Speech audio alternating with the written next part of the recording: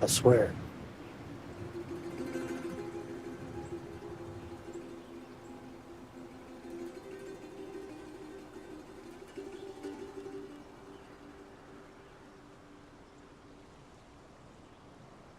Okay.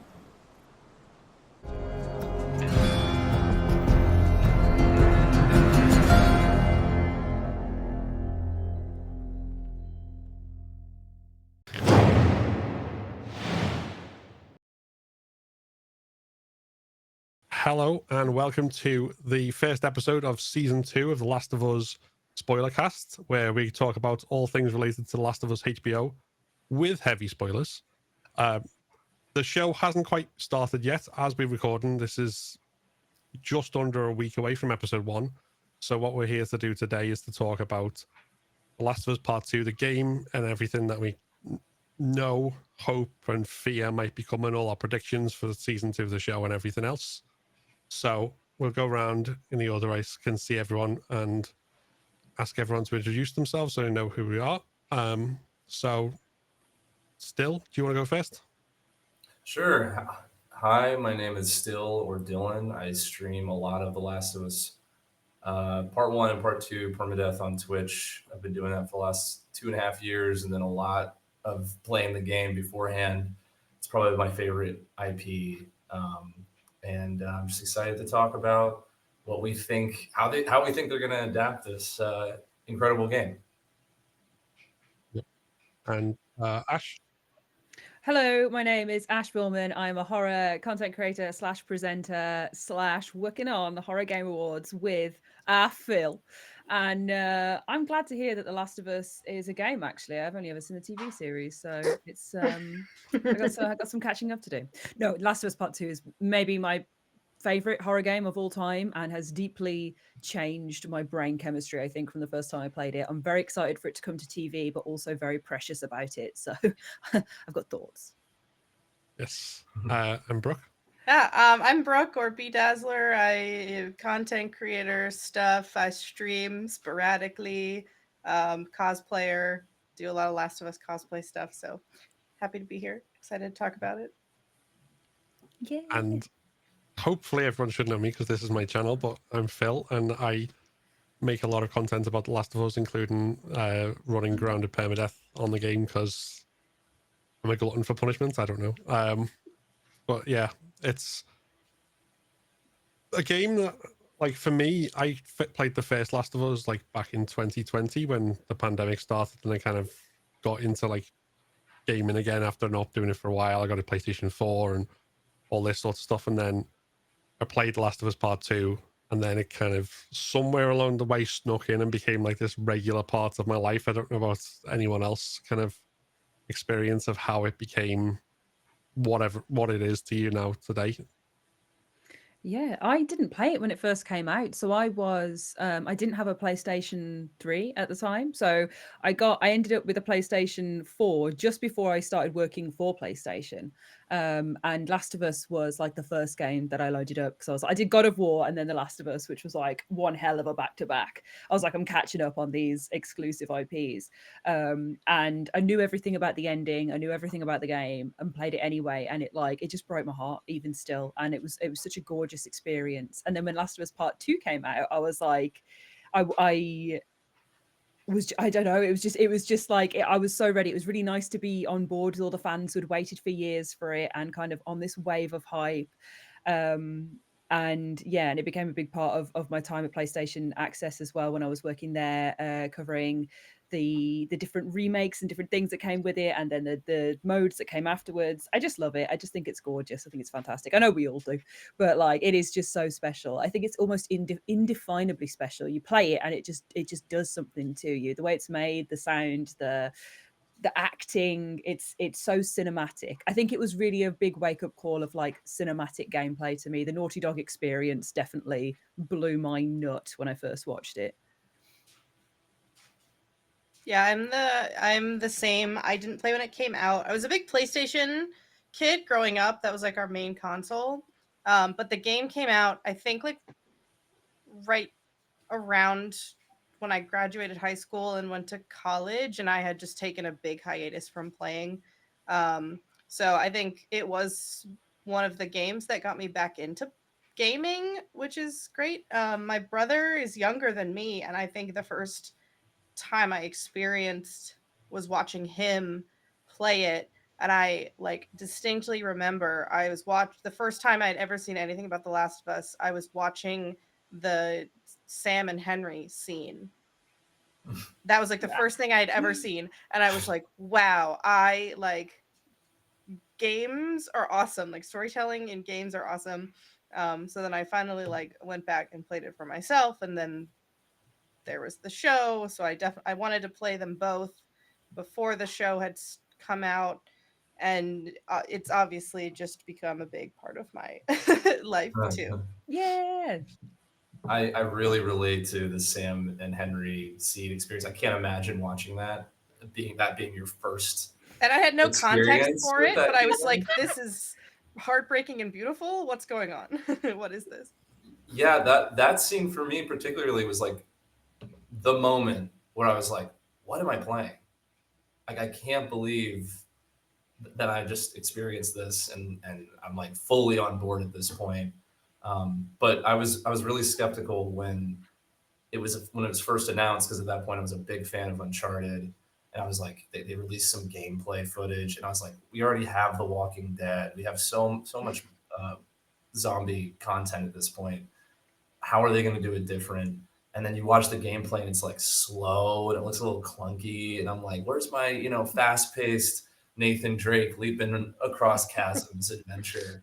And then it just blew me away. I was a big fan for watched every video essay from 2013 to 2020, uh, and then played it in 2020, played part 2 in 2020, and then had to put it away for a whole year because it was so devastating. I didn't touch the game for another year, and then picked it back up and started to really re-fall in love with the gameplay itself. And that's mainly what I play it for now. I just think it's like masterfully done. It's the perfect balance of raw, grounded realism and fun gameplay. Like there's just nothing like it.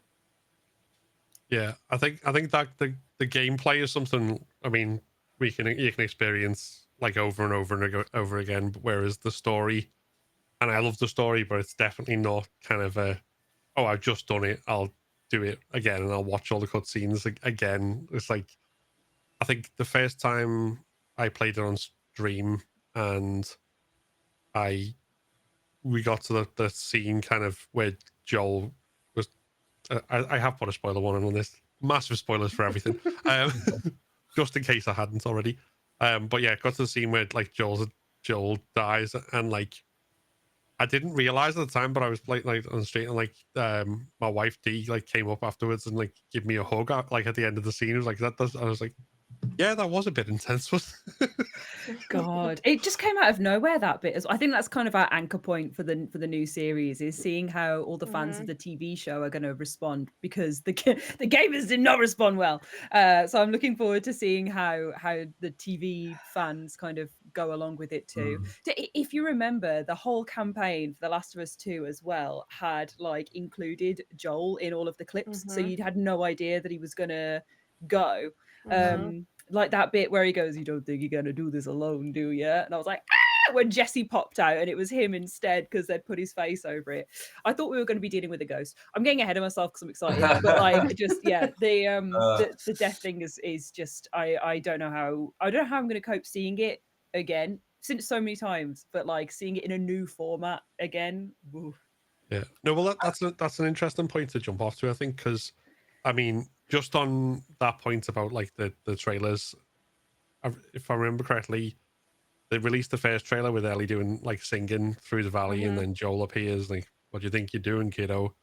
And I think what they'd said is like loads of people theorized that he was dead from seeing that, so they basically felt like they had to lie in the trailers to like misdirect everyone and go, no, don't guess it too early. He's not dead, really. And that didn't backfire at all. No, No. I've been interested following the like marketing for the show, because I think they have a little bit of an advantage that it's an adaptation of something that a lot of people already know what's going to happen, but they're still being like very vague about what's going on for like new fans, but also they want like game fans to feel like they're getting a surprise. But like, I don't know. I've said from the beginning, I don't think Joel is making it out of the first episode. Like, it's the whole catalyst for the entire plot. And like, we know from trailers they go to Seattle. If we don't see what happens, why are they in Seattle? I don't know. Yeah. I mean, I've seen like a lot of people talking about whether or not that scene will lead to like an exodus of people, because obviously when it happened in the game it was like really divisive, it's like when it leaked and stuff. And then you've also got like when The Walking Dead, certain scenes like the introduction of Negan and everyone who died in that scene kind of led to people leaving as well. I mean, do we think that that's going to happen, or is that over the unique circumstances there? I don't. I think the game was and is now bigger, I think, than like the comics of The Walking Dead were. So unless you were like a hardcore Walking Dead comic reader who knew that Glenn was going to die, it was like a huge shock to so many people, where I feel like a lot of the audience is going in already expecting it. But I also think from what they're showing in trailers, you know, they might see, you know, if they do kill him off in the first episode, they're gonna be like, but wait, there's all these other scenes that I saw him in the trailer. At least people that watch the trailer. I know there are people that don't. So I don't know. I don't think we're gonna get as big of an outcry. I agree. I agree. Sorry, I saw you nod your head, Dylan. So I'm gonna get in my I agree point before you prove me wrong. But I don't think there's going to be an outcry. I think Game of Thrones has really shaped how people view media and character deaths. I think it's more of like an exciting, things have stakes when people die. I also think in the games, people had like what, 10 years with Joel, replaying that game, playing it as a game as well. So every time you're playing it, you're getting like a good 15, 20 hours really digging into all of the nuances. You're playing as that character as well. You're fully embodying them. And then have him like snatched away from under you. I think that was kind of where a lot of the outrage and stuff came from, because you had a lot more of a close personal relationship with Joel playing a game than you do watching him on a screen. There's kind of that level of disconnect where he is a character in a thing that things can happen to. So I don't think it's going to turn people off the series. I think it might double down on the fact that you never know really what's going to happen in the Last of Us world, like from the end of the first game / series where we've got the Joel Ellie dynamic to, you know, Joel getting a serious case of golf club to the head. It's yeah, I think it just doubles down on there is stakes in this world. It is brutal. People can die. You should worry about the people that you like. It makes it more exciting. Smash his microphone. There's one of those bloopers. Make sure to clip it, Phil. No, I don't think there's going to be a big departure from the show. I think there will be hatred. I don't think it'll be as severe. I completely agree with you, Ash, on there just being so much more time and a deeper connection to Joel as a character because you played as him, and gamers anticipating after 7 years another adventure with Joel and Ellie, and then getting that taken away. It's not going to hit as hard, but I am concerned for the actress's name is escaping me now, who's playing Abby. Caitlin. Caitlin Dever. I'm a little concerned, you know. I don't think it's going to be as bad because gamers are a certain type of breed. I don't think it'll be as bad as it was for Laura Bailey, but I think there will be some drop off. People will maybe really love Cute. He's crying. Oh, so round. I love him. He's big. Yeah, I mostly agree. Like, it's not going to be as severe. What's your cat's name and what's their opinion on The Last of Us Part 2? His name is Carlton. It's the name he came with, and he just fits. It just fits his personality. I think that he's probably like Mom, why are you crying at your TV all the time? Fair. If this upsets you, why you keep playing this game? That's, I think, his opinion. Catch a mouse instead. Live easy. Yeah. It's fine. Yeah, I mean, the only thing I'd add on the whole point about, I think there'll be backlash from certain quarters because it kind of always is. They always have to find something to have backlash against. But I think the other, like, in terms of the general audience, you've got like the examples I use, like not Game of Thrones, Walking Dead.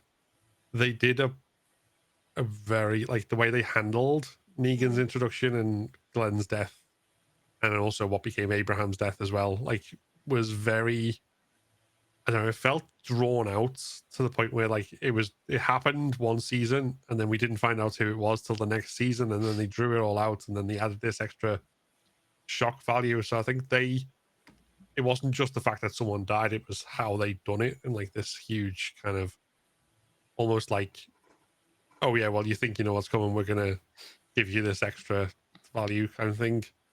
Yeah.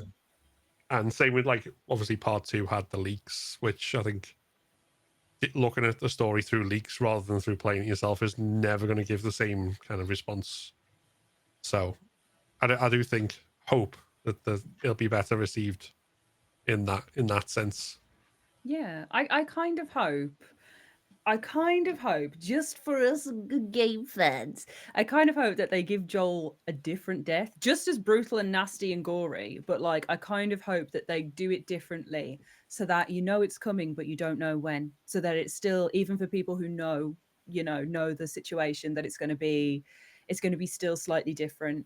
They've got a chance to redo it. I don't think they need to redo it. I really love the way that the game happens, how brutal it is, how honest it is to the Last of Us world, and how even though we love Joel and see him as a better man, it's not something that he didn't deserve. At the at the risk of sounding controversial, he's not a good person. He's morally grey at best, and has enemies that have treated him the same way that he's treated other people, and revenge sprees and this cycle of hate. But yeah, I hope that they kind of give it a little bit of a different flavor, just so it still gives that gut punch surprise. I don't know. Running through the chalet is definitely, it's definitely going to hit if they stick with that. But also, I would love to see what other weapons they could do Joel's head in with. I'm predicting. That reminds me that I love. This is just a small tangent. That I love that they had, when Variety did the actors on actors, they did Steven Yeun and Pedro Pascal together, and I remember seeing a picture of them, and then someone put a picture of like a golf club and a baseball bat next to each other. It's really, really bad, but really funny. I'm kind of predicting, because I think that if they're, my brain goes to like, what are the logistics of how they filmed this and how much money they're spending on these sets. I feel like we're going to spend more time in Jackson, just based on how much time and effort it looks like they have to put this whole town together. And I can see them. I think one of the original plans in The Last of Us Part 2 was to have like Abby kind of infiltrate Jackson at first, and then they ended up changing that. So I can see, instead of it being at the chalet, his death being like in Jackson, because from the trailers it looks like there's a bloater in Jackson somewhere, unless that's like in a town outside.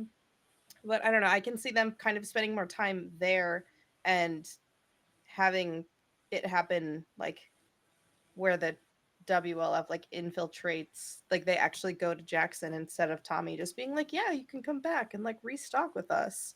So I think they have the advantage of the game already existing and having the like reception of the game in their mind. And I like, literally since the first season came out, I have been like thinking about, I literally think about it every day. I'm like, how are they adapting this game into a show where it's going to make sense narratively? Because if they left it as is, we would get a full season of Ellie and then a full season of Abby with like no Ellie. And I'm like, I don't think fans are going to enjoy that. And then, after reading lots of press and things, they already said they're going to introduce Abby's backstory and things a little bit earlier. So I think they're going to make her a little bit more of a sympathetic character from the beginning. Like, I don't personally, I think the game, the way the story is told, is perfect, and they don't have to change anything to make Abby's character more likable and more sympathetic. Because, like, if you played it and you got it, you got it. But there's a lot of people who just ignore all of the nuance. I don't know, but I can I see like them. that. Sorry, girls who Yeah. get it. Like, You get that's I Yeah. after the first season came out, my boyfriend had not played the games, and I was like, I need you to play them because I cannot suffer 2 years knowing what I know without you playing. And it was such a green flag when he gets to the end of the game and he's like, I actually really like Abby and I'm really upset with Ellie. And I'm like, you get it. You played it right. You got it. Wow. Yeah, I think that there's also like that thing because we are if you're playing a game and you mentioned this with or Ash mentioned this with the stuff about Joel and kind of being in his shoes for how many years before the sequel came out. There is a difference. Like if the game had done what like a normal TV thing had done, and we'd been kind of flip back and forth constantly between Ellie and Abby's positions, arguably Abby might have been more sympathetic from the get-go, but there's no way you can get immersed in that story if you're constantly flipping back and forth in that way. Like, well, maybe in something, I don't know, the only thing that springs to mind is something like choice-based, like Detroit Become Human, where you're not really actively playing as one character, and it's definitely not like two opposing perspectives. But in a TV show at the same time, because you're not playing as them, you can flick between different perspectives, and you're also not gonna just follow like the little minutiae of everything. Like as a gamer, we'll follow them around while they, crouch walk everywhere and strangle 30 people in succession and loot lots of random little half rags and stuff. So there's different things you need to give TV watchers versus gamers, so to tell the same story, and that's I think where that's going to come into. Just coming back to Jackson and episode 1, we do see like the trailers and the stuff that we've seen shows Tommy and Dina riding a horse together instead of Ellie and Dina or Tommy and Joel. There's at one point I think we see Joel kind of hiding out in like I don't know whether it's a cupboard or a shed or something, like when the infected's happening. So whether that hints that like they'll infiltrate Jackson while the Horde invades, because we see Abby climbing up and then she takes a moment in the middle of all the chaos, as she does in the game, but in a different way. I don't know what you guys think, or if you've got any different theories. Well, I think I agree. They're going to establish Jackson a little bit more, and if we've looked at the casting at all, we get Kat and Eugene have been cast, so characters that we only ever hear about but never see in the game.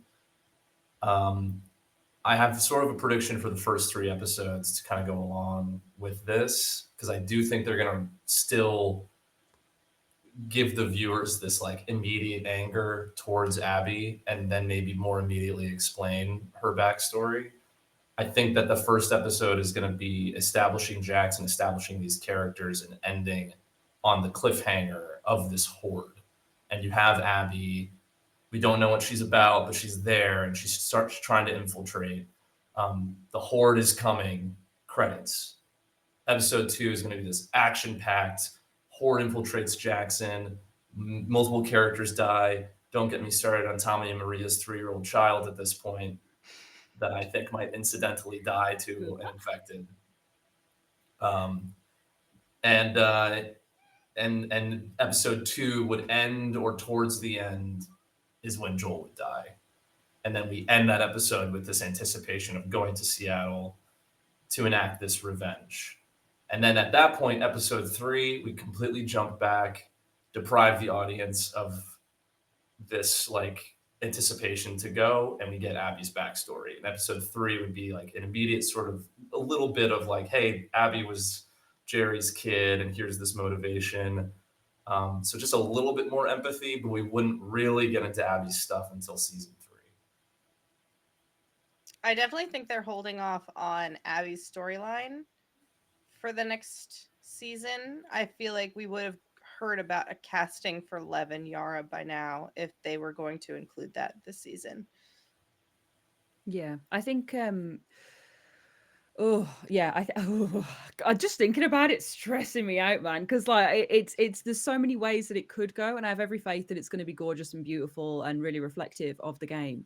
I kind of think that maybe the first episode might be the journey to Jackson again, kind of like or establishing the life of they're kind of fitting in, maybe some flashbacks and Ellie running away, kind of the stuff where the journey between their arrival and them settling into like present day where they have the hospital stuff and all that kind of thing. I don't think that's going to come super early, but I think there'll be kind of shades of that where it's establishing that Joel and Ellie don't have the best relationship at this point, and all the Dina kissing. Excited for that.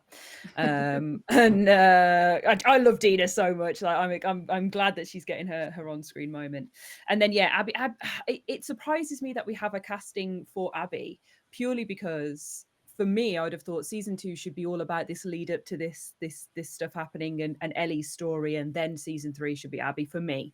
To give everything room to breathe properly, but I do think it's the right choice to do the introductory parts earlier so it isn't quite as jarring.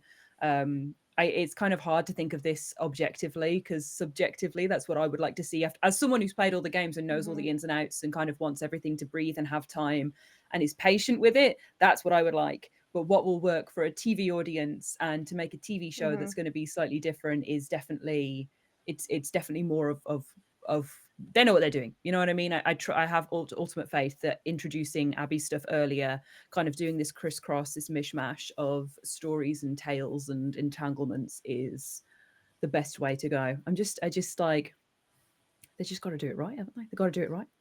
Yeah. Yeah, See, just I was go ahead, Phil. Sorry, I was just going to say I was confused initially. Like some of the stuff that we saw in the trailer included like things like picking out and recognizing scenes from the game. Obviously, we got like Jackson, Ellie Day 1, we've got Ellie Day 2 with the Nora scene, and then we got Ellie Day 3 because we got Jesse and Ellie together. And then kind of I'm thinking about it mostly just kind of as you guys are talking and thinking about this, and where you're saying kind of introduce Abby's story early, but then don't kind of focus on her and focus on things like Lev till next season. They don't actually have to do it in the same way, like the day 1, day 2, day 3, because that kind of frames it for us as gamers to go, oh, this is happening, we're playing Abby as this was happening with Ellie. And that's kind of how we do it. Whereas they could theoretically have this, like the original plan for the game, I think was 5 days long or something. So they could have it where we see a lot of the Ellie stuff, and then season 3, for argument's sake, we see a lot more of Abby, but we still see Ellie because it's not happening. It's not gone back in time to like full split. It's just we've shifted focus more while the other side's gone quiet. Or so they could potentially do it that way. So we're not completely, this one character is entirely out of the picture for the rest of these episodes or that kind of thing. So I don't know whether that might be a way to do it. Yeah, if you think about like the hospital Ellie Day 2, like you could, Lev is not in the picture, but Abby is there to get the medicine. So you could have this episode in this season with Abby there talking to Nora. I got to get some medicine. You don't really know why as a viewer, but it just gives a little bit more. We see a little bit more of her. And then maybe it isn't revealed until season 3 why she's there in the first place. Yeah, I can see them doing that. Oh yeah, sorry. I was going to say, like, having Abby as kind of this specter over the whole season, like appearing in all the places that Ellie is and being kind of hunted and followed, but always a step ahead, and then seeing like little bits of what she's doing, but not properly. I think that would make her for a very interesting, nuanced villain. And it's probably the right way to do it, actually, kind of have her as this character of mystique.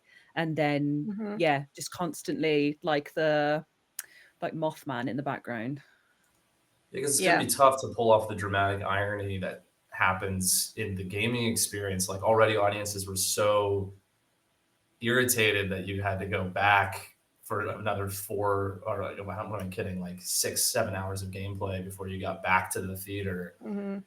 they can't do that with the show. It would be devastating because if it's going to take another 2 years to make season 3, and let's just imagine season 3 is only Abby and goes right up to that confrontation, or even goes to Santa Barbara at the end of season 3. Like, it's still, I don't know. It's like too much of a, you're depriving the audiences a little bit too much.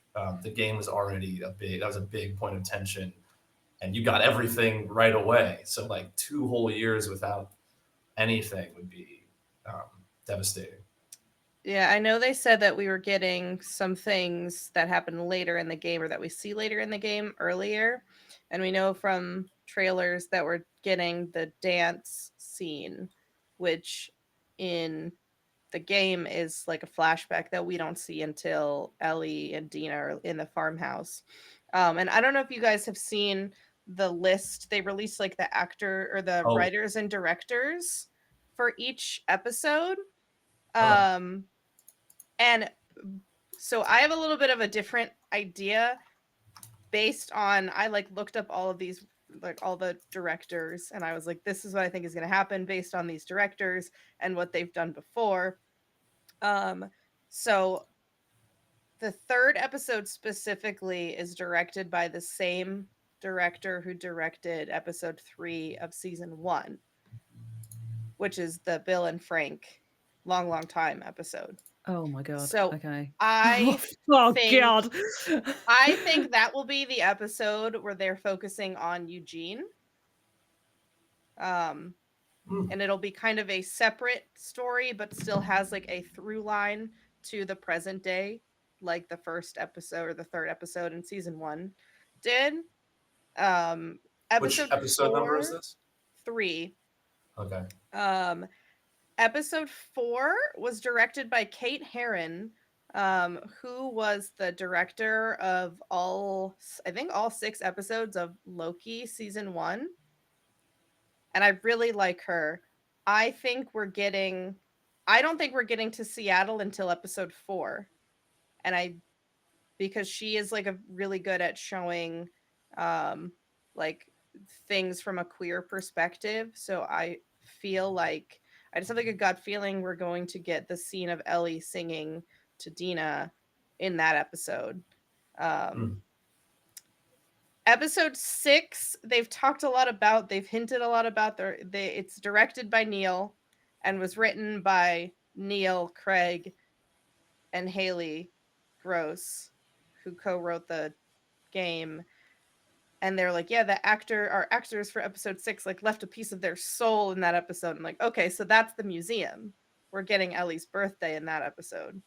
Because I think about like what is the most like heart-wrenching scene in the game for me is Ellie's birthday. So I have like a loose skeleton of how the episodes I think are going to be structured just based on that. I still am like really up in the air on how I think it's going to end. I think we'll get some sort of cliffhanger end if that's like the theater confrontation, but we don't have all the pieces as to like who's there, why they're there, or they're going to end it earlier than that. But I don't know. It's such a perfect like midpoint of the game to me, where it's then you switch over and you get to live, those 3 days as Abby. It's just like, it's not obviously not the right format for a show, but just the way that it's structured, I enjoy.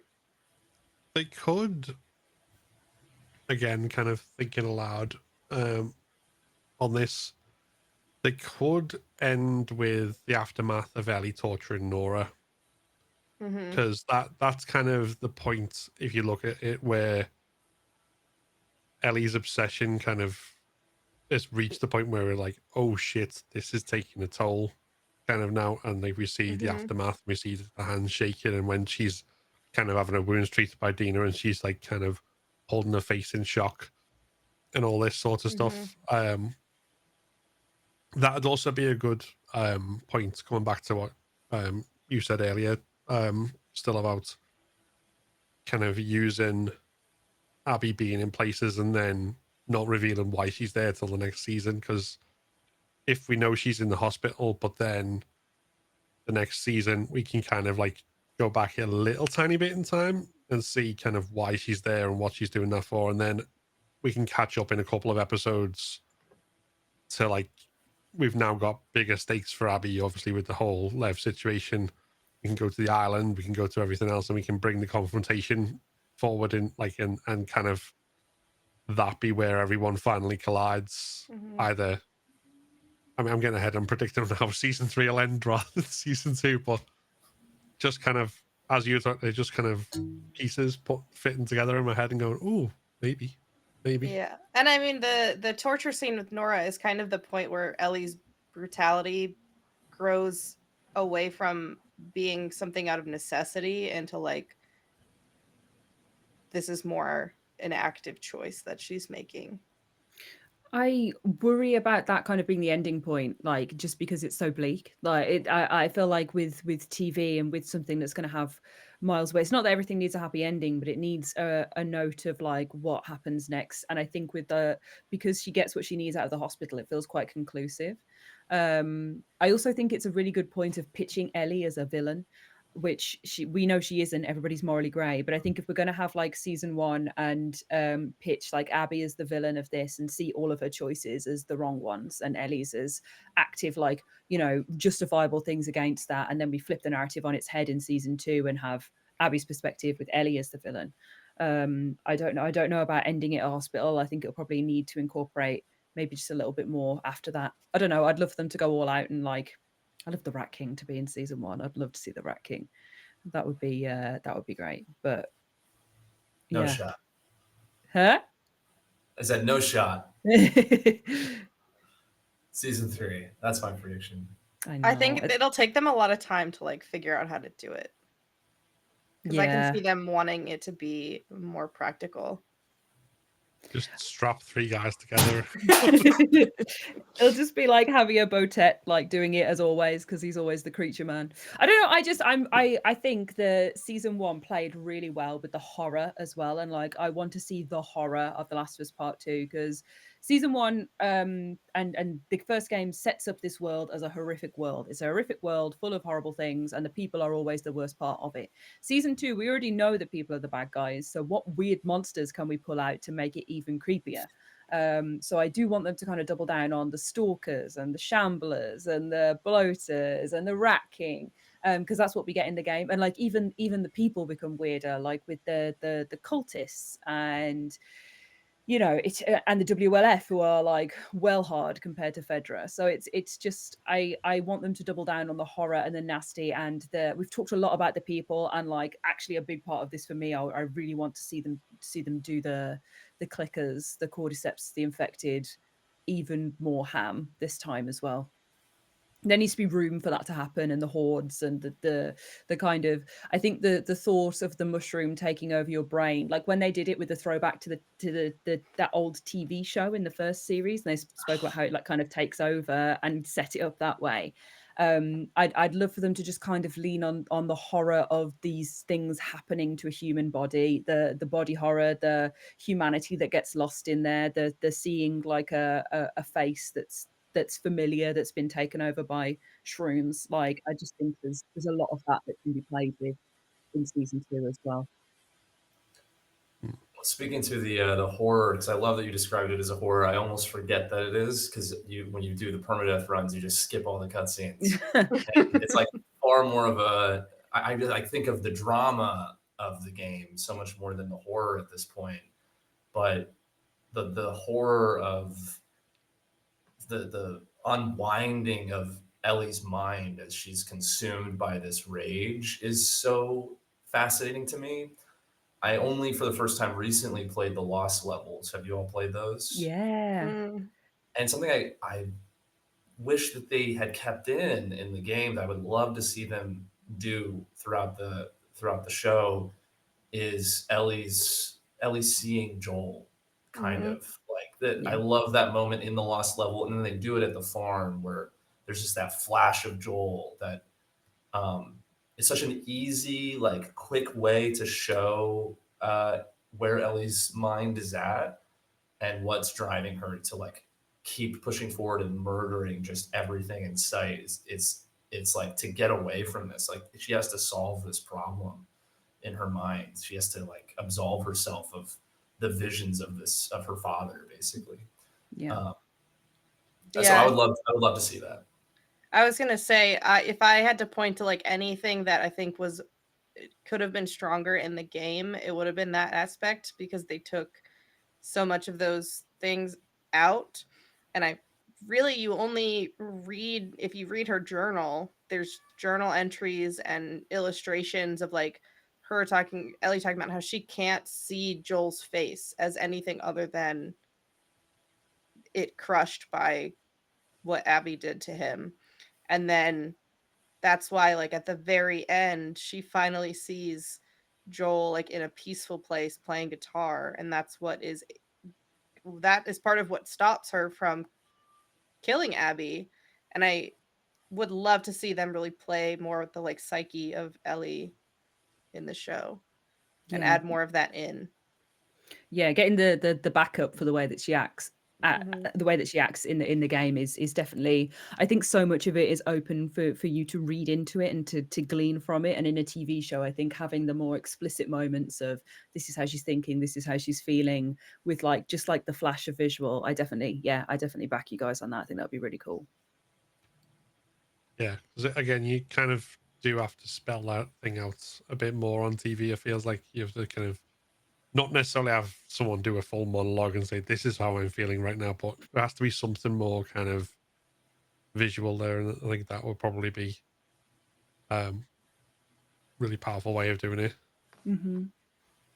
But I wanted to come back as well, like talking about like characters where they can go deeper into like the arcs that they experience and stuff. And talk about Tommy, because again, Tommy now has a 3 or 4-year-old kid. We've already had one prediction that he will die in the early episodes. But I was more like, when they said Marie was pregnant last season, I was more kind of looking at it like in part 2, Tommy goes on this journey where he starts off, he leaves Jackson and his wife and everything he's done effectively to try and protect Ellie. He says to Maria, lock her up, don't let her come under any circumstances, because he sees just how determined she is to go on this quest for revenge. And he's like, no, I'll do it myself. I'll bring them to justice. I just need to keep her safe.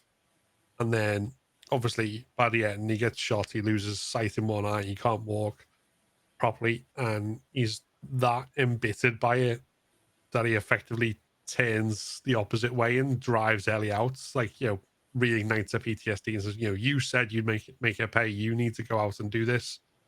And at this point, he's lost everything. Him and Maria are like separated, and there's this rift between them, and he's just become this like bitter shell of who he was. Like where he was previously, he always had a cause to protect people, and now he's just consumed kind of everything he didn't want to happen to Ellie effectively happened to him, and he's the worse off for it. Now, if you put that more into the foreground, so we get to see more of it, because obviously it won't be in the background because we're not just playing one character, we can see whoever. And then there's a kid involved as well, who probably ages like another 2 years in the span of the journey to Seattle and back, somewhere like that. So I think there's a lot of potential for making that probably even like another heartbreaking element to the story, to just make you go, Oh, I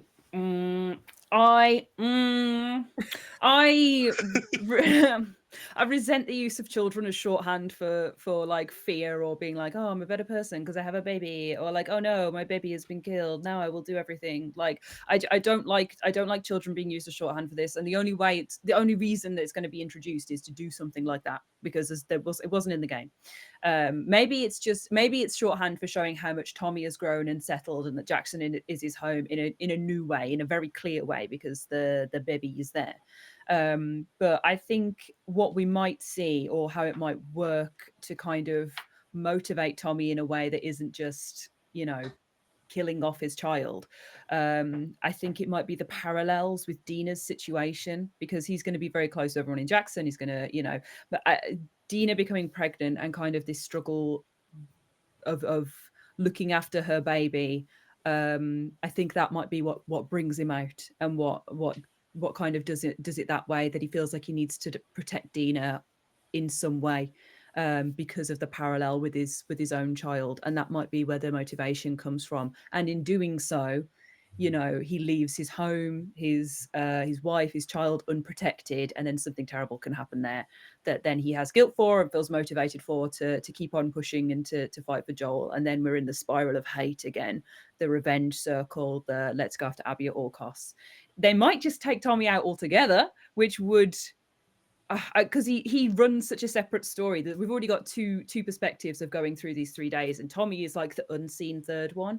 So I would understand if they took him out, because it's very interesting when you're playing the game, but it might be too complicated for a TV series. So giving him a child gives him, that might be the shorthand to be like, Tommy's going to stay here, this is why, it makes sense, don't ask about him as well. I hope they don't do that. Because I would love to see like an entire episode just from Tommy's perspective, because they can, when you're playing the game, you're tied down to whoever's point of view is of the playable character. And so to see some of what Tommy goes through, I think is some more of the interesting stuff that they could add. And I'm a little bit of a Tommy hater. No, I'm a little bit of a Tommy hater. Tommy Miller, catch these hands. So when I heard, like, when Maria said she was pregnant in the show, I was like, he's gonna do all that, and he has a child, and then he's gonna do that to Ellie later on. I'm like, that's crazy. But I can also see them maybe changing his character a little bit to where he's more hesitant to leave, and Ellie, but he wants Ellie to go in his place to Seattle, because I think originally Ellie is kind of like, no, I want to go, let's go, and Tommy's like kind of a little hesitant, but he wants to protect Ellie. But I think maybe it could be the other way around, where to kind of double down on what Tommy does later is to be the one to push Ellie to go, because he has a child and he's like, well, I can't leave, like I've got too many responsibilities here. And Ellie's maybe a little bit more hesitant in the beginning. I can see them kind of maybe switching that around. If they're keeping it where he still goes to Seattle, I can still see him, and like if Ellie says no at first, him like leaving, and then kind of it playing out similarly to how it does, but having that aspect of Tommy's desire for revenge being a little bit more in the foreground as well. It's difficult because it makes him a worse person, whereas I think Tommy's just like, I think Tommy's just a bit thick sometimes. Like that's kind of like his whole thing. He doesn't think it through. Like him and Joel are very similar. He's very much more grounded and has found himself a life and sorted himself out in the aftermath of the first season. But like still makes like some unthought out choices, but is like whip smart, very good with his gun, does all his other stuff. But just I don't know. I just get the vibe that it like, I don't know, him and Maria when they're always like at each other as well. It just pops me because it just gives me the impression that Tommy's just a bit. He's just a man. He's just a man. He just doesn't get it. But he can barely handle the idea of his community being communist. Yeah. Oh my gosh, that's so true. He's just a boy. He's just a boy. I think that he's going to be there in Seattle, and this is also why I think that child is gone. You're like team get rid. He's out. Yeah, I think it's going to be like even more motivation for him to go and be a part of this revenge quest. I also think he's going to go because I think, very purposely changed this in the first season to like hammer home his abilities as a marksman. Yeah. Former, I don't know what the right division is, but he was in Afghanistan or Iraq. Desert Storm, I think it was like, Desert Storm. So I think he's going to be there, and I would love to see like this is another opportunity where we get a little bit more Abby. This Tommy's days in Seattle. Like, when are we getting that DLC? Been waiting on it for 5 years. That is true. Neil did talk about that story he wants to like bring to light at some point. So maybe the show is them going to tell that story. I actually didn't know that. He said that he wanted to do that. Okay. Yeah, he said his Season original 2 is plan. just all Tommy. It's just all Tommy. Yeah. We guessed it all wrong. I do remember as well. I don't know if there was like a panel at like Comic-Con or somewhere like that. Gabriel Luna did say at some point like he's played the game more than once, and he really wants to like do more to like explore Tommy's character. So again, that's why I was thinking, obviously, I'm not team the kid's dead. I'm team the kid is an extra thing for Tommy to lose when he goes and loses everything else, and like when he's lost his family, it's not just Maria, it's Maria and the kid. It's like when he comes back. Hands on my hips, I'm like, oh, you didn't need a baby. I feel like I don't see I don't see them killing the kid off. I just feel like that would be too much like, you know, Sarah dying to Joel. I think it's more like Tommy maybe will better understand Joel's actions from season 1 because he's a father and is like, well, yeah, I would do the same thing for my kid, which is kind of meta in a little bit of a way. Just seeing the reception of Joel's actions in the show versus when the game came out, there was like so much discourse around like, what Joel did was good or bad or whatever. But then you have not only the game fans and new fans, but you also have like people's mom and dads watching this HBO series every Sunday. And so I saw a lot of like parents who were like, fuck yeah, I'd do what Joel did. Like I'd do it in a heartbeat, which is so much more of a positive reaction to Joel in season 1 than when the game came out. So I don't know, having Tommy be a little more understanding feels a little meta in that way. I feel like they were more explicit in the whole like Joel had to do what he did kind of thing. Obviously, the lie and everything is they're still going to hang over, and that's the thing. But I think, like there were just enough extra details they put in there, like basically them admitting that Ellie was unconscious and they weren't going to tell her anything and stuff like that. Just make it more explicit that no, Joel's got no choice there. He needs to go off and do. He needs to have his murder spree.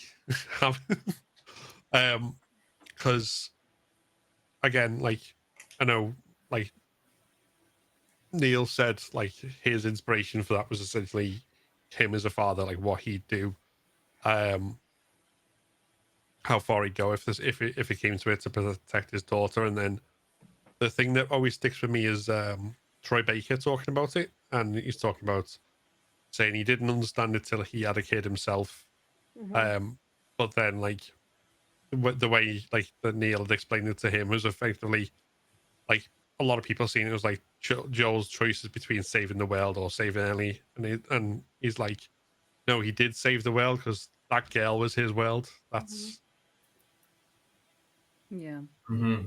Oh God, save the world or save your world. It's drama. Oh God, I love it. I'm excited for the big discourse to happen around everything and whether, like, you know, did Joel need to die? Did Tommy need to do this? Like, it's just, I just don't think there's anything that hits the human condition harder than The Last of Us. Yeah, I think that's why they made the like in making it like Abby's reason for revenge against Joel being that her dad died rather than no, you've lost. Because if it's just like you robbed the world of a cure, then it's a lot easier and it's almost completely unambiguous to say no, you're in the wrong. Like screw you and screw your revenge. Whereas if it's like actually we can see Joel's point of view and why he did it, but also Abby lost her dad, so of course she's going to do that. And then it's like, you know, two entirely righteous acts of violence that completely collide and contradict one another. Yeah, it's one of my favorite themes in media across the board is love being the biggest driving factor in any decision making that people make, or love transcending time and space like an Interstellar.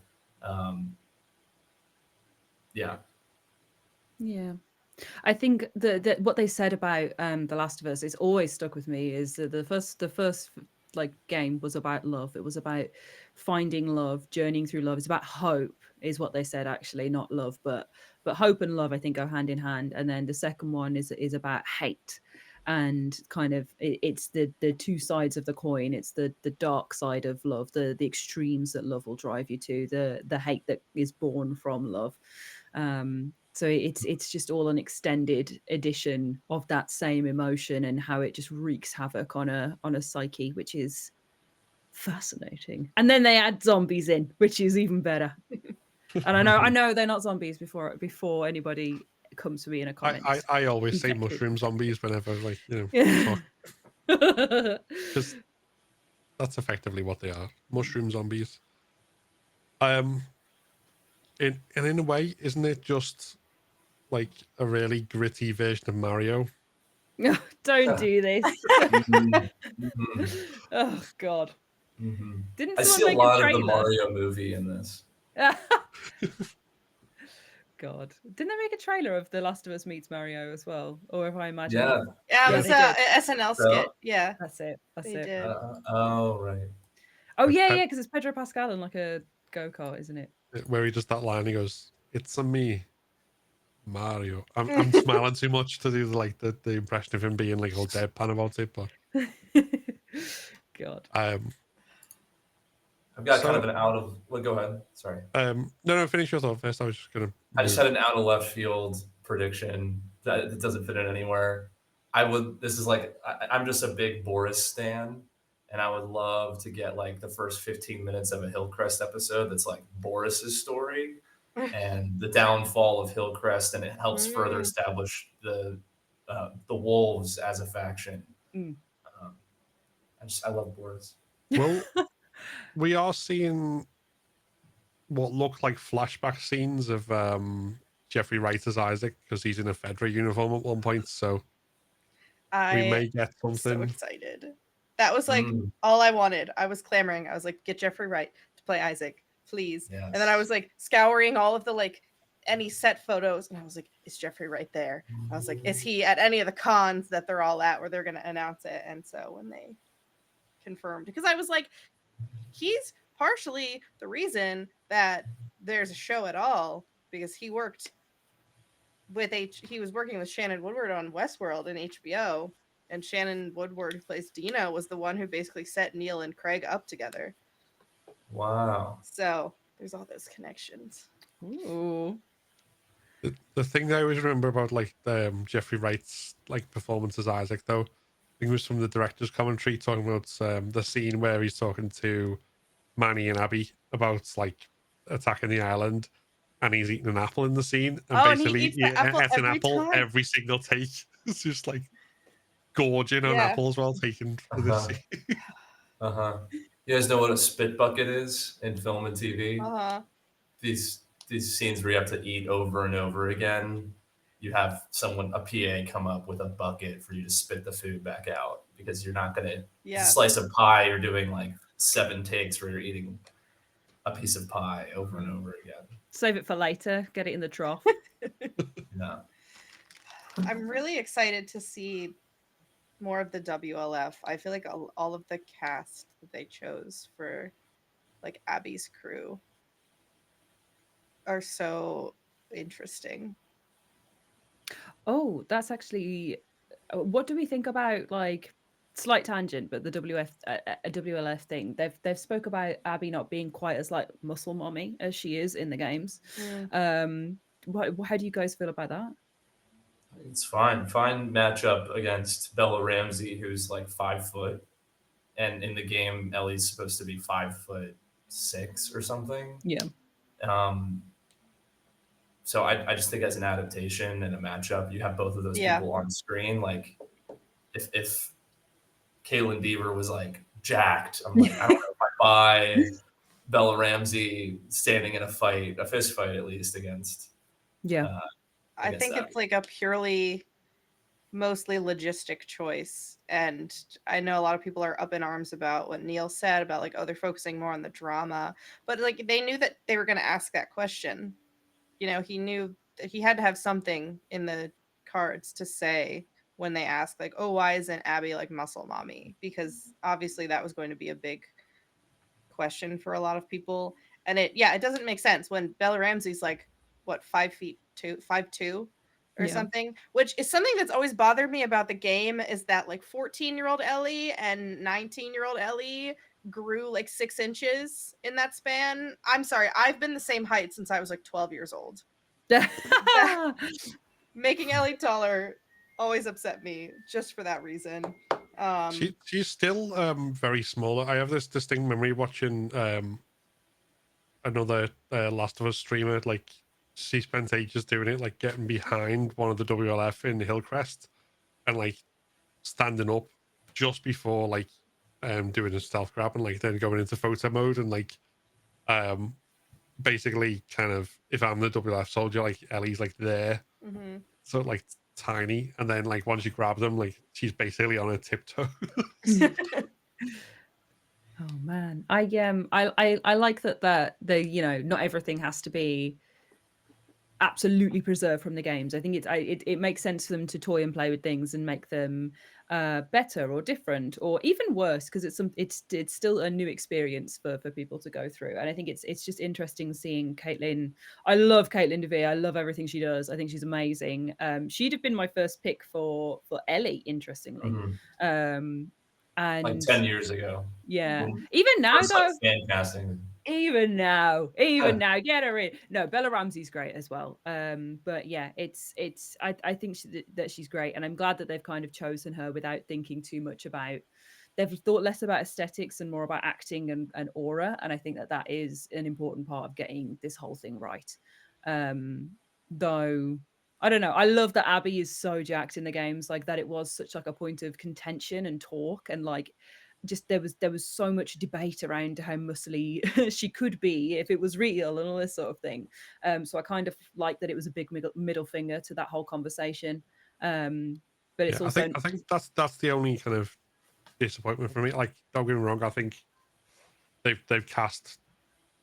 I've no reason not to trust any of the casting, and like everything that they've done so far has been like great, and I'm sure she'll do a great job, and they'll do like great. I think it just kind of was more the fact that like when they were talking about it, they didn't like even like kind of acknowledge like what that did mean at the time in terms of like body representation for like women as well. Like, you don't just have to be one type to be in represented in a story. And it, on a kind of more positive note, because it does play so much into her character and not just kind of her looks, because she essentially gets jacked because she's built Joel up in her mind as this big whole thing to fight. What's going to replace that? What's her obsession going to be in a way to like build up Joel in her mind in the show instead? Yeah, I think like committing to the WLF kind of side of things and just being like a ruthless soldier. She needs to be very upfront, because that's all different between Ellie and Abby. Is Abby, you can go through and clock someone in the throat and they're gone. Whereas Ellie's like very methodical, switchblades, bows. So I think it could very easily be shown on screen by their methods of execution.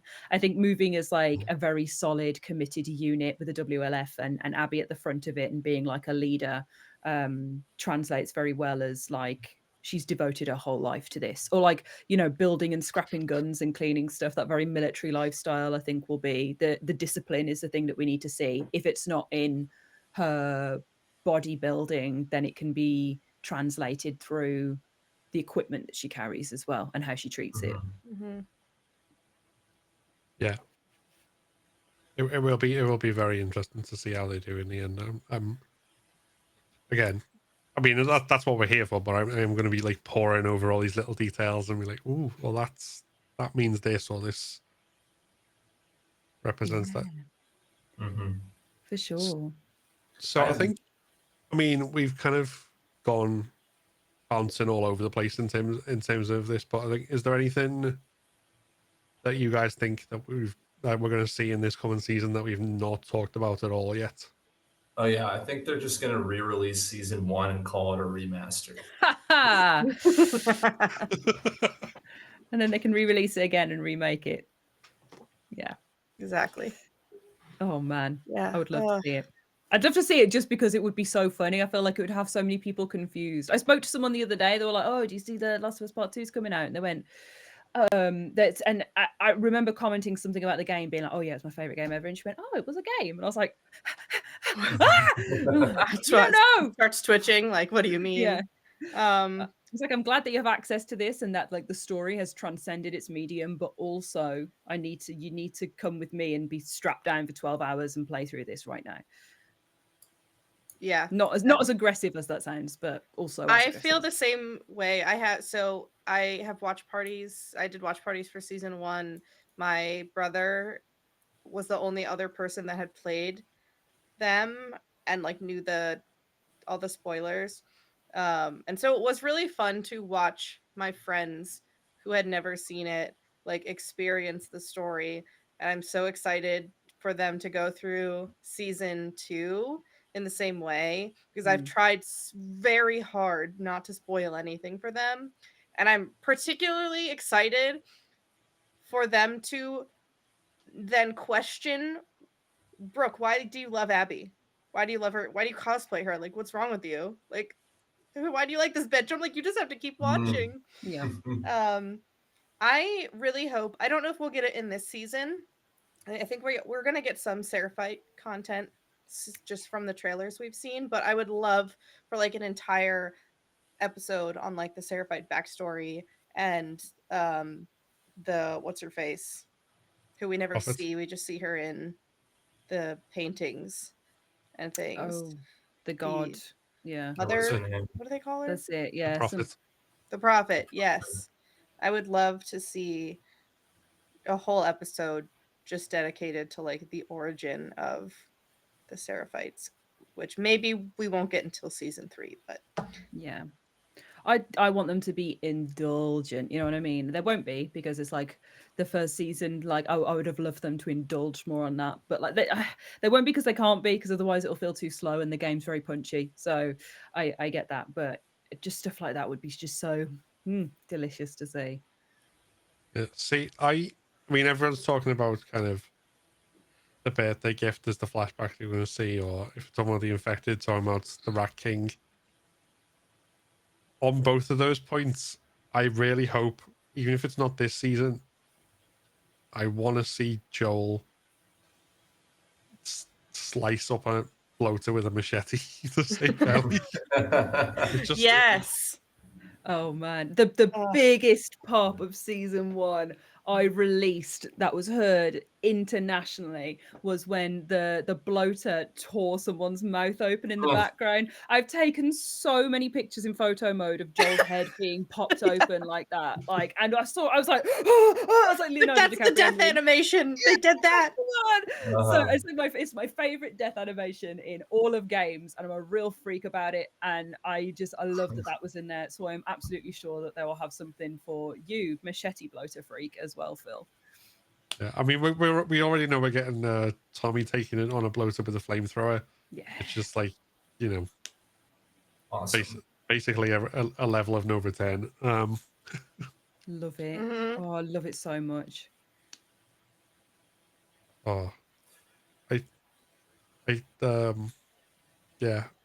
I always like it when like we get really excited for something and the conversation goes on and it reaches a point where everything kind of dies down and just sort of a contented sigh of like, yeah, that's gonna be cool. Mhm. Yeah, I'm just really excited. I finished my first rewatch last night, and I don't know if you all felt this way, but having replayed the game for a decade, I know like every line delivery, every line in the game, right? And watching the show was tough, like a little bit. Like there was some stuff I really liked, but there was a lot that I was way harder on the show the first time I watched it than the second time. There's a lot of good stuff in the show, but that first time I watched it, there's like certain ways things were said or lines pulled from the game that were said slightly different, and it was just like, it's just like watching a cosplay of the thing I love rather than something new. But there's a lot of good in that first season. So I'm just really excited to see what direction they take it in. Yeah, I when it first came out, I loved watching it, and but it kind of felt not for me, in that way. Like watching it as a game fan, it was like, this isn't made for me. This is made for other people. But I can also watch it and enjoy it. But this isn't like not my Joel and Ellie. But they are someone's, and I love that for them. That's how I felt about watching it. And then it's just like like I said before, like The Last of Us Part 2 is just one of the most transcendental pieces of horror media in gaming, and to see that brought to screen, I think, is incredibly special. And it's such a special story, and specially told and worked. And I think this is where it's really like, I think it's really gonna just hit home, especially with all the little tweaks and changes and new ideas that are coming into it as well. Yeah, I think that's one of the things I'm excited to see, as well as reactions of newer people to it as well. Because like, I think the way I phrased it the other day, talking to someone, was this show is essentially for people like my dad, who is into the same sort of stuff that I am, but won't even countenance looking at a video game. Mhm. It's just like he doesn't even something that's animated. It's like, oh no, it needs to be like TV acted by real people. So this is like, okay, you can watch this now, and that's, even if you won't play the game, which is obviously going to be the best way to experience it, we've got something for you. Yeah, for sure. I feel so similarly to, I'm like, I don't know, it's part of me feels like possessive of the franchise. Like, I want, at the same time that I want everybody to experience it, I'm also like, but it's mine. And not in like a gatekeepy way. It's just so special to me that I feel similarly, where it sounds like I'm not my Joel and Ellie. Like, it sounds bad because I love their portrayals, the actors' portrayals of all the characters, and I really enjoyed the show when I watched it. But it's also something that I haven't returned to. I think I've watched through each episode like 2 or 3 times, and I should do a rewatch this week, I guess. But at the same time, it's like, if I want to live the story again, I'll just go play the game. And that's what I do every time.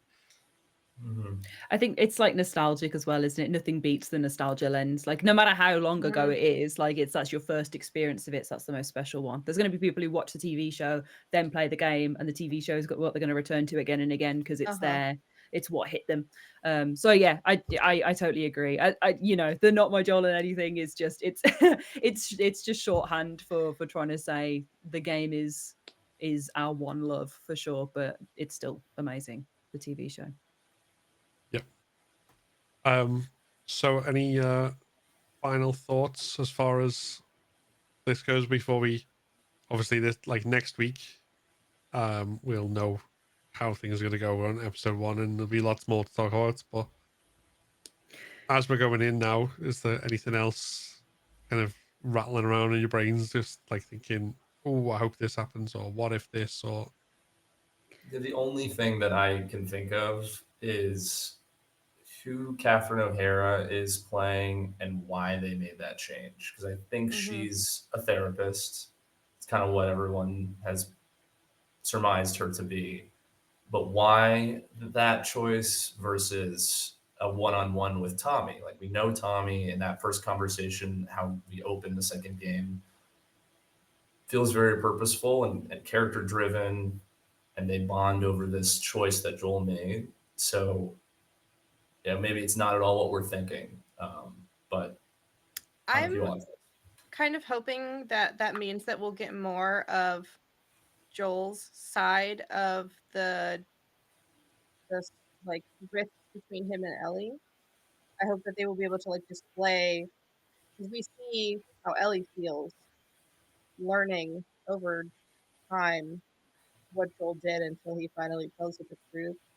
So I'd love to see from his perspective, kind of like his inner psyche as well. So I'm thinking that they might go that route. I also think, hopefully, if we get more of that throughout the season and it just isn't like the one conversation in the first episode, it'll give us like more face time with Joel and his character, post death, because they didn't send Pedro Pascal to Vancouver, wherever they filmed the majority of season 2. So I think it was maybe also a logistic choice, but keep him more of a main part of the cast throughout. Hmm. But I Yeah. agree. I want to know. I would love to hear about the change and why they did that. Yeah. I guess the only thought that I have to share from going forward is like I've always seen The Last of Us Part 2 as a game about this is like a tangent, but I've always seen the Last of Us Part 2 as like a game about womanhood and kind of lived female experiences, and like, you know, you have the whole spectrum of different things from sexuality, so you've got, you know, straight, lesbian, bisexual, so you've got kind of all the experiences, you've got like beautiful wholesome love between all genders and sexes, but then also like Abby's role as a very masculine woman, Yara's role as like the supportive sister, Lev's role as like a born as female, like trans man, and that kind of forced gender role on him that, you know, really just messes with his whole existence. Ellie's experience as like a tomboy trying to live up to this kind of tough, cool exterior, but not really knowing how to process their emotions as a result, and kind of how all of these and you see a lot of these stories very up close and personal. And I think The Last of Us Part 1 was about Joel, and it was about fatherhood, it was about his experiences explicitly, and Part 2 has always felt to me as kind of the spectrum of womanhood, and that's obviously coming as a woman as well playing it. And I've definitely clocked the old feminist lens on to look at it through. But yeah, I'm interested to see how that will mature in the TV series, if it's something that they dig down into, or if they kind of spread the looking glass a little bit further and look at it very much as like a drama of people. Which either way is fine with me. It's just I've always loved the whole the broadest spectrum of female experience in the second game, because it's, you know, you get a lot of games where you play as a female lead and you experience everything that way, but this one I just think it comes from all angles and there's so many different perspectives of it that it's just really interesting, and there's nothing quite like it. So to see that reflected on TV would be very cool as well. Yeah, I mean, just on that, I think if we've got at least 2 episodes, I think, with Hallie Gross as a co-writer, Yeah. that will potentially come across, because I think that was one of my criticisms of season 1 in terms of like changes, was what they did to Tess and how she died in the end, and it was like there was not a woman in the room to like say anything about like that choice and like the that sort of, what did they say, a very beautiful death or something. It was like but yeah, hopefully that'll come across, I think, with season 2, at least for 2 episodes. Yeah.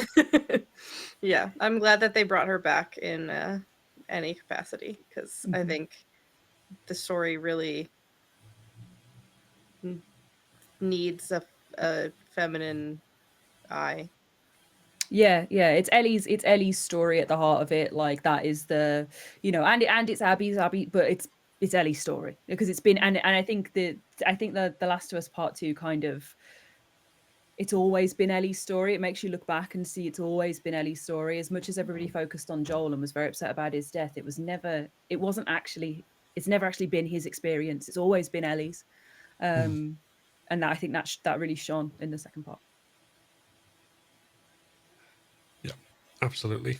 Just to make it about women for a second. No, I agree with all that. I think, but I think just looking at where we are, I could probably talk all night, if I'm being honest, to just like bring up new random tangents to go on. I'm sure the same with you guys as well. They just like, oh, what about this, and stretch some theories and predictions really thin. But I think we've gone through quite a lot already, and it's been a really fun conversation to have. So I'm looking forward to seeing how right we are and how wrong we are on predictions, particularly fates of 3-year-olds and other related things. But before we go, just give you guys a chance if you want to plug anything, kind of where people can find you and stuff. On the video version of this, there will be links in the description. But for any to supplement that, and for also for anyone who's watching live at the moment, where can we find you, and what should we watch you do? You can find me on Twitch streaming a couple times a week at Still Do, Instagram Still Do, newly on Blue Sky, but I haven't posted anything yet. Cool. You can find me on Twitch at Ash Millman. I have a website, ashmillman.co.uk. And yeah, Instagram, all that stuff. There's more YouTube stuff being cooked up as always, but it's in the oven baking. So Twitch and Instagram is definitely the best place to find me otherwise. Or yeah, other stuff coming, but those two. Yeah, and you can find me most places at _bedazzler_. I'm probably the most active on Instagram and maybe TikTok now that I can talk about this show. And sporadically on Twitch, but now that I have like a nice new office, I'm hoping to do some more streaming. So Cool. Well, thank you very much, guys. It's been an absolute pleasure, and the show will be back next week to talk about episode 1 and everything that's seen there. And if you guys can join us, and we potentially have some other guests as well, so we'll see who joins us next week. But until then, we're going to call it a night. So thank you everyone for watching, and see you later. If you enjoyed this video, then give it a like and consider subscribing to keep up to date with all my content. Like the video that's just popped up, which YouTube thinks you should watch next. This is a Patreon and member supported channel, so if you want to become a member and unlock custom badges and emojis, early access to my videos, and your name in the credits, then click the join button below. Thanks for watching, and see you next time.